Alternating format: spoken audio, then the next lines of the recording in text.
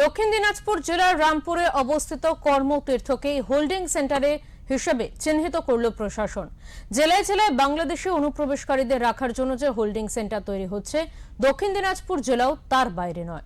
দক্ষিণ দিনাজপুর জেলার রামপুরে দীর্ঘদিন ধরে একটি কর্মতীর্থ তৈরি হয়ে রয়েছে। এখন সেটিকেই হোল্ডিং সেন্টার হিসেবে চিহ্নিত করল দক্ষিণ দিনাজপুর জেলা প্রশাসন।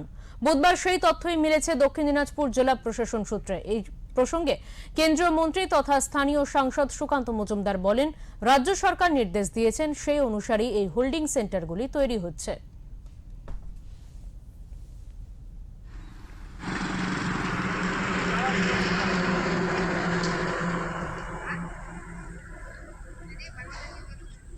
দেখুন, মুখ্যমন্ত্রী নির্দেশ দিয়েছেন, সেই অনুসারেই হচ্ছে।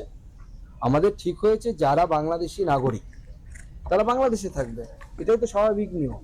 সিএ এর আওতায় যারা পড়েন না তাদেরকে আমাদের সরকার ওই জেলে ঢুকিয়ে আমার আপনার ট্যাক্সের টাকায় তাদেরকে খাইয়ে পরিয়ে জামা কাপড় দিয়ে চিকিৎসা করিয়ে এখানে জেলে পোষার কোনো মানে হয় না। হোল্ডিং সেন্টারে রাখা হবে, তাদের কাগজপত্র দেখা হবে, কোন জেলার বাসিন্দা ছিলেন সেই জেলা দিয়ে বাংলাদেশে পাঠিয়ে দেওয়া হবে।